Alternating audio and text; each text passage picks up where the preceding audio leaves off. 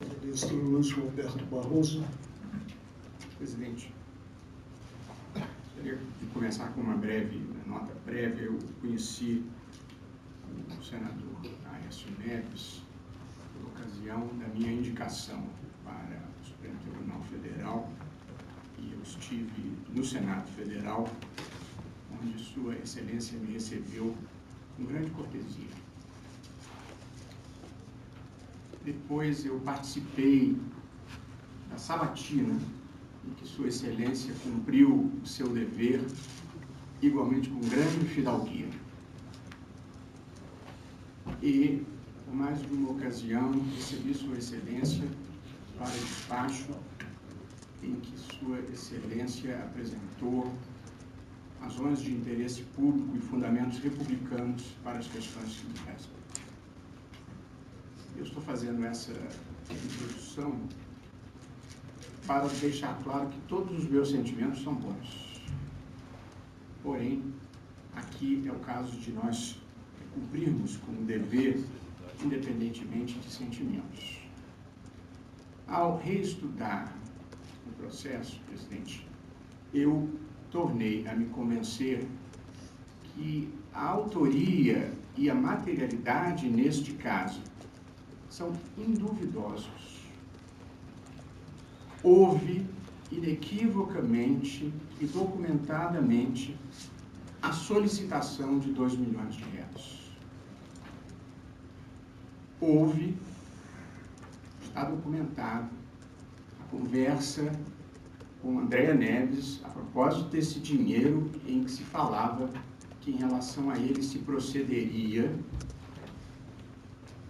da mesma forma com que se procedera na campanha de 2014 para mascarar o recebimento do dinheiro. Eu li, ninguém me contou. Houve o depósito do dinheiro e a tentativa de ocultação da sua origem. Houve, igualmente documentado, a conversa com Joesley Batista, o agradecimento e a oferta de uma diretoria da Companhia Vale do Rio Doce. E houve menção a providências para embaraçar o curso da Lava Jato. Não providências de natureza legislativa, porque essas também eu entendo que estão perfeitamente dentro das atribuições de qualquer membro do parlamento, mas providências no sentido de se conseguir a indicação de um delegado de confiança de cada investigado para tocar a investigação. Todos esses fatos, para minha maior surpresa ainda, e para ser sincero, alguma decepção, se passaram anos depois do julgamento da ação penal 470. 3 anos da Operação Lava Jato em curso, a demonstrar que, tristemente, infelizmente, as práticas continuavam rigorosamente as mesmas de quando tudo começou. Ou seja, nós estamos passando por tudo o que estamos passando, sem nenhum proveito, sem nenhuma mudança no patamar ético da prática política no Brasil. O Procurador-Geral da República reitera o pedido de prisão preventiva, entendendo haver flagrante impróprio quanto ao crime de corrupção passiva e flagrante próprio quanto aos crimes de pertencimento à organização criminosa e obstrução de investigação. O ministro Luiz Edson Fachin, relator originário, ele entendeu na ocasião, assim escreveu, que estavam presentes os requisitos da prisão preventiva. Porém, entendeu Sua Excelência que essa era uma matéria que deveria ser trazida ao colegiado, inclusive porque ele tinha dúvidas sobre o sentido e o alcance do artigo 53, parágrafo 2º, cuja dicção, presidente, é a seguinte: desde a expedição do diploma os membros do Congresso Nacional não poderão ser presos, salvo em flagrante de crime inafiançável. Esta é a parte relevante. A segunda turma deste tribunal tem um precedente em que, a meu ver, interpretou esse dispositivo de uma forma pouco apegada à sua literalidade e decretou efetivamente a prisão de um senador da República. Eu devo dizer, no entanto, que passados todos esses meses, eu tenho grande dificuldade de caracterizar a situação aqui narrada e esses fatos que narrei, que considero graves, dentro de uma situação de flagrância, quer de flagrante próprio, quer de flagrante impróprio. E, portanto, porque há um certo distanciamento no tempo e porque guardo dúvida razoável sobre o sentido e o alcance desse dispositivo, às vezes eu tenho a impressão que há normas que são inscritas na Constituição na suposição de que elas nunca vão precisar ser aplicadas. E o dia que elas precisam ser aplicadas, você não tem precedentes e não tem uma bússola segura. Portanto, eu, no tópico relativo à prisão preventiva, acho que a dúvida razoável sobre o sentido e o alcance do artigo 53, parágrafo 2º, e a sua aplicabilidade nesse caso concreto, e, portanto, quanto a esse particular, eu não estou acolhendo o pedido de decretação de prisão preventiva, inclusive pelas considerações que considero relevantes feitas pelo eminente relator e pelo ministro Alexandre de Moraes relativamente à separação de poderes e a um certo grau de deferência institucional. Eu estou, no entanto, presidente, pedindo todas as vênias aos meus colegas que me antecederam para restabelecer as medidas cautelares anteriormente determinadas pelo então relator, ministro Luiz Edson Fachin, consistentes em a suspensão do exercício das funções parlamentares ou de qualquer outra função pública, proibição de contatar qualquer outro investigado ou réu no conjunto dos feitos em tela, a proibição de se ausentar do país, devendo entregar seus passaportes.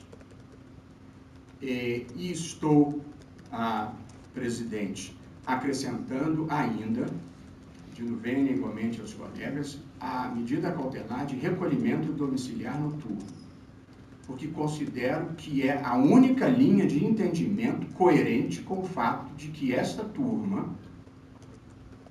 ou por unanimidade ou por 4 votos, entendeu de decretar a prisão domiciliar dos que teriam sido mandatários da operação. Andréia, Menderson e Frederico. E, portanto, considero uma incongruência, uma incompatibilidade em a turma entender que se aplica a prisão domiciliar aos coautores, na verdade, menos relevantes, sem a aplicação de nenhum tipo de restrição à liberdade de ir e vir de quem supostamente teria sido o mandante. Evidentemente, o juízo definitivo só se formará ao final do devido processo legal. Mas o fato é que há indícios bastante suficientes, a meu ver, da autoria e da materialidade aqui nesse caso. Eu devo dizer, presidente, muito sinceramente, que não tenho uma gota de alegria ou de satisfação de estar encaminhando o meu voto no sentido em que eu estou encaminhando. Acho que o que aconteceu aqui, o que aconteceu no Brasil, de uma maneira geral, foi uma certa naturalização das coisas erradas. E as pessoas perderam a percepção de que elas eram coisas erradas e deixaram de ter consciência crítica a respeito delas. E passou a ser um modo natural de se fazerem negócios e de se fazer política. E aqui, em relação a esta questão de obtenção de recursos por esta via, digamos assim, há uma distinção que muitas pessoas fazem em se os recursos, afinal, foram desviados para o próprio bolso ou se foram desviados para o financiamento de campanhas políticas. Eu devo dizer que, independentemente de tudo sugerir, nesse caso, que o desvio não era para a campanha política, há uma consideração que me parece mais importante de se fazer. É que nesses casos, como foi na ação penal 470, como foi na Lava Jato, o mais grave não é o que se faz com o dinheiro, se ele vai para a campanha ou se ele vai para o bolso. As duas condutas eu considero graves, mas o mais grave de tudo, presidente, é o que se faz para obter o dinheiro e a cultura que se cria para a obtenção desse dinheiro. E aí se cria um país em que todos os contratos públicos são superfaturados, para que seja possível desviar o dinheiro que vai para esta ajuda, digamos assim, que é dinheiro que não vai para a educação, que não vai para a saúde, que não vai para fazer estrada. Portanto, não tem custo zero. Esse dinheiro é tomado, é tirado de algum lugar. Aliás, é tirado do povo brasileiro. E, portanto, superfaturam-se os contratos. Cobram-se, como ficou demonstrado, propinas em todos os empréstimos públicos relevantes, seja do BNDES, seja da Caixa Econômica Federal. É para obter este dinheiro que se vendem isenções fiscais e benefícios e medidas provisórias em outros atos legislativos. É para obter esse tipo de dinheiro que se cobra de qualquer empresa relevante que queira entrar no Brasil um pedágio para fazer negócios no Brasil. É para esse tipo de distribuição que se achacam pessoas e empresas em comissões parlamentares de inquérito. Portanto, o maior problema não é exatamente para onde vai o dinheiro. É o ambiente de corrupção e de desonestidade que se cria no país para se obterem os recursos que vão pagar essas propinas, ajudas, financiamentos, o nome que se queira dar. E, portanto, se nós queremos mudar essas práticas, não é possível ser condescendente com elas. E é por essas razões, presidente, que sem nenhuma alegria, e há um fato curioso, parte das pessoas argumentam que o jogo sempre foi jogado assim, que, portanto, de resto, estariam praticando aquelas condutas que foram naturalizadas e possivelmente é verdade. E essas pessoas acabam se sentindo vítimas da história. Mas a verdade é que a história mudou de mão. E nós não podemos reverter isso para proteger quem tinha feito essas opções, a meu ver, equivocadas e que não podem ser justificadas à luz do dia. De modo, presidente, que sem nenhuma alegria eu estou dando, mas cumprindo o meu dever, eu estou dando provimento ao agravo regimental para restabelecer as medidas cautelares determinadas pelo ministro Luiz Edson Fachin, acrescida do recolhimento noturno como medida cautelar, de exercício de poder cautelar genérico do juiz, porque considero que, do contrário, haveria total incongruência com decisão anterior desta mesma turma relativamente às sanções aplicadas aos co-denunciados. É como voto, presidente.